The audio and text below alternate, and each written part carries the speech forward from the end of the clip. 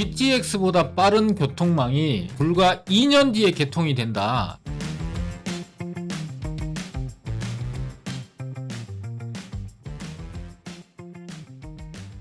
안녕하세요. 대북권의 공견입니다. 이상수입니다. 이권대님, 요즘에 경제 상황이 굉장히 안 좋아요. 대외적으로도 안 좋지만은 대내적으로도 굉장히 어려움을 겪고 있고 앞으로 더 심각해질 거라는 전망들이 많이 나오고 있거든요. 4월에 벌써 8.6%의 수출이 감소를 했고 4월까지 무역 적자 250억 달러를 돌파하고 역대 최대치를 기록하지 않을까, 이런 이제 걱정이 굉장히 심해지고 있는 상황이거든요. 자, 그러다 보니까 정부가 대내외적인 어떤 무역 환경 은 이제 어떻게 변화시킬 수가 없잖아요. 컨트롤 안 되죠. 그렇죠. 그래서 정부가 할 수 있는 가장 최선의 방법이라고 할 수 있는 것이 이 내수 경기를 살리는데 가장 효과적인 것이 이 사회 간접 자본이라고 할 수 있는 SOC, 도로망, 철도망, 대규모 개발 계획, 이런 것들이 사실 실행이 될 수 있거든요. 네. 그래서 지금 이제 기재부 차관인 최상대 차관님께서 김포에서 파주까지 연결되는 한강 하저 터널 공사 현장을 가서 말씀하신 게 있거든요.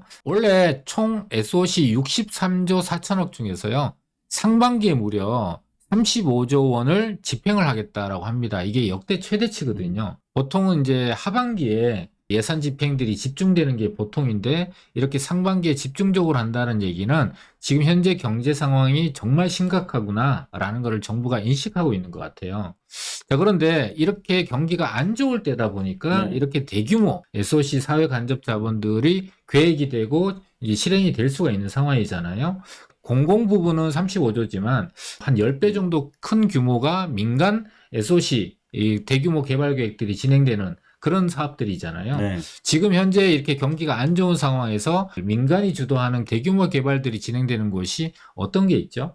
네 군데 정도를 정리해봤는데요. 네. 현재 착공이 시작된 개발 같은 경우에는 이 도시 가장 핵심이라고 할 수 있는 세운상가 개발이 최근 착공에 들어갔고, 그 다음에 두 번째로는 아래쪽에 있는 이제 정보사부지 같은 경우에는 이제 올해 착공이 들어가서 2025년도는 이제 완공이 된다. 라고 굉장히 빠르게 지금 진행되는 사업입니다. 2년 뒤면 완공이 되네요. 예, 그리고 이제 착공이 앞으로 예정된 개발 네. 같은 경우에는 지금 보는 국제교류 복합지구에서 종합운동장 개발 사업을 들 수가 있고요. 바로 옆에 한전부지, 삼성동 한전부지 개발과 시너지가 굉장히 크게 나타나겠네요. 예, 그리고 이제 아래쪽에 보는 국제업무지구 같은 경우에는 내년에 기반시설 착공을 이제 앞두고 있다 보니까 굉장히 좀 많은 사업들이 경기가 너무 어렵다 보니까 이렇게 좀 추진이 지금 되고 있는 상황입니다. 굉장히 큰 개발 계획들이 진행되고 있는데 이제 부동산의 가격적인 부분에 영향은 덜 주고 있는 게 지금 현재 경기 침체인 상황이다 보니까 그렇게 나타나고 있는 것 같아요. 그런데 어쨌든 이렇게 민간에서 진행하는 것보다도 확실하게 시장에 가장 큰 영향을 주는 거는 뭐니 해도 이 교통망에 대한 개발이 진행되는 것이 부동산에는 가장 큰 영향을 주고 있는 것 같아요. 그렇죠. 대표적인 게 이제 여기 보시는 GTX라고 할 수 있고요. GTX A 노선은 이제 내년에 개통을 앞두고 있고, 그렇죠. BC 노선은 향후 이제 4, 5년 뒤에 개통될 예정이고요.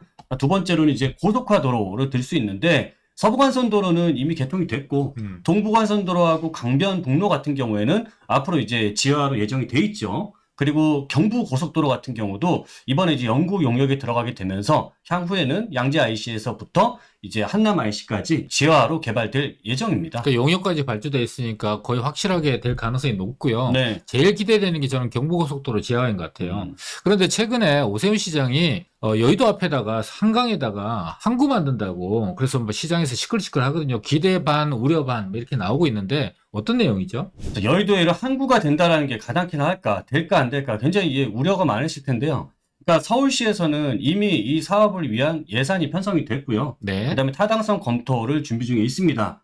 그리고 여기에 이제 시험 운행을 내년 이제 앞두고 있는 상황이거든요. 아, 벌써요? 예, 그러다 보니까 일단 이 계획은 추진이 된다라고 보시면 될 텐데, 여의도부터 시작을 해서 이 아라뱃길을 따라서 중국도 가고 제주도도 가고 하는 물길을 개발하겠다라는 겁니다. 자, 이 위치가 어디에 이제 이 선착장 항구가 만들어지냐 하면 지금 보는 마포대교에서부터 원효대교 요 사이 요 위치에 이제는 국제여객터미널이라는 게 만들어지게 되는데요.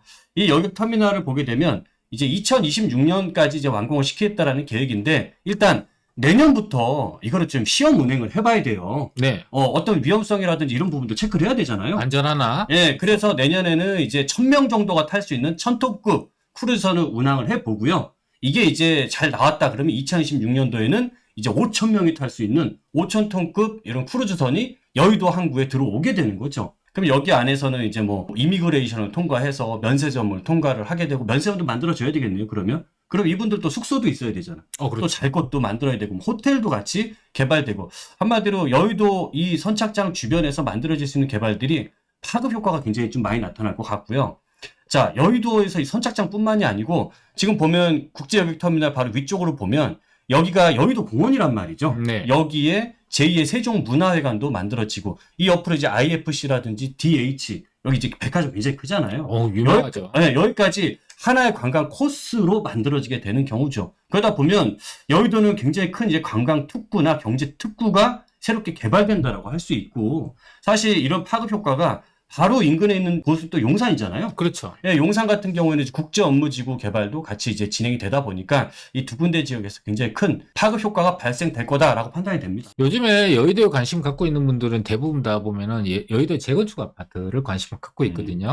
맞아요. 최근에 여의도 재건축 그 조감도를 보니까 네. 거의 위에 이제 스카이 브릿지나 커뮤니티 시설 굉장히 좀 고급화스러운 이런 재건축, 뭐 시범이라든지 광장 아파트 같은 경우가 이제 재건축을 추진하고 있는데 자, 여의도에서는 굉장히 고가 아파트들만 있다 보니까 그렇죠. 이제 투자 접근하기가 솔직히 만만치는 않습니다. 어렵죠. 예, 그러다 보니까 저는 이번에 이제 서울항 개발이라든지 제2세종문화회관 어차피 굉장히 여의도 같은 경우는 업무타운의 중심이라고 할 수 있고 이곳에 이런 관광 자원까지도 들어오게 된다면은 저는 꼭 아파트가 아니더라도 좀 작은 금액으로 갈 수 있는 건 또 오피스텔도 괜찮잖아요. 업무타운과 오피스텔은 굉장히 잘 어울리죠. 네, 굉장히 잘 어울리는 상품이다 보니까 저는 이런 부분들도 우리 시청자분들이 좀 보시면 좋을 것 같고 가뜩이나 여의도가 이런 여의도 불꽃축제라든지 벚꽃축제라든지 참 어마어마한 지역인데 네. 저는 앞으로 이 관광객들이 현재는 한 1,600만 정도가 여기로 온다라고 해요. 근데 이런 서울항이나 이런 뭐 제2의 세종문화회관들이 만들어진다면은 아마 이거 2배 이상, 뭐 3천만에서 한 5천만까지도 이 수요가 많이 유입이 될 거다. 이렇게 좀 판단이 돼요. 자, 그런데 우리 이꼰대님 얘기 들어보면은 이게 뭐 100%될 것 같고 여의도에 있는 부동산 난리가 날 것 같아요. 그런 생각이 들거든요. 예.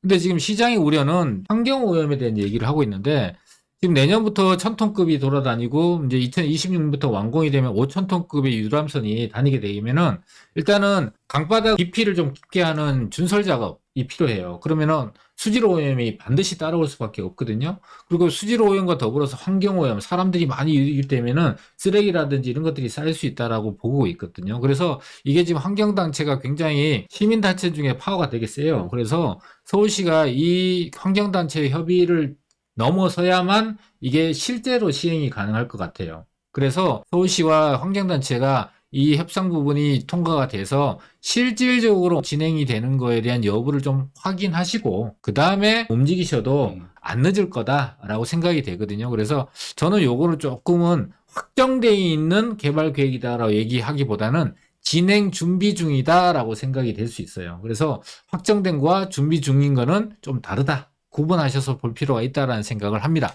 권권대님 말에 저 동의합니다. 사실 투자에서 가장 중요한 부분이 저는 그 부분이라고 생각을 해요. 네. 지금 여의도 같은 경우에는 일단은 실행 자체가 좀 여러 가지 걸림돌도 있고 이게 좀 늦게 실행이 될 수 있다 보니까 파급력 자체가 좀 적게 나중에 나타날 이런 개발 사업이거든요.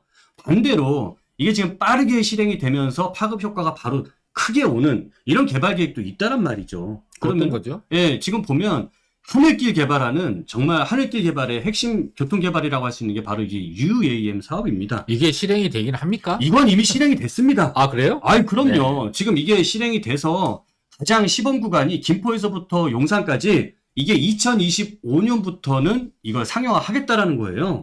네, 2년 남았네요. 2년 남았습니다. 그리고 추가적으로 여기 이제 구간에서 상용화가 되기 시작하면서 점점 확대가 되는데 이제는 서울역 쪽이라든지 남산, 그러니까 서울역 쪽은 바로 올라가기는 어렵다 보니까 용산 공원 쪽을 따라서 올라가겠죠. 그래야 혹시나 생길 수 있는 여러 문제에 대해서도 녹지 축을 따라서 올라가는 거니까 최소화시킬 수 있는 부분이고, 그 다음 또 한강을 따라서 또 가게 되면 삼성역이라든지 이제 잠실역까지 이런 지역들에 앞으로 이런 UAM이 다닐 수 있는 항로가 만들어지게 되는 겁니다. 자, 그리고 이 UAM 사업이라는 거는 전 세계적인 앞으로 미래 먹거리 사업이에요. 맞아요. 전 세계의 유명한 자동차 회사들은 지금 이 사업에 다 뛰어들고 있습니다. 우리나라에도 이 UMA 업체들이 40개 이상 있는 걸로 알고 있고 네.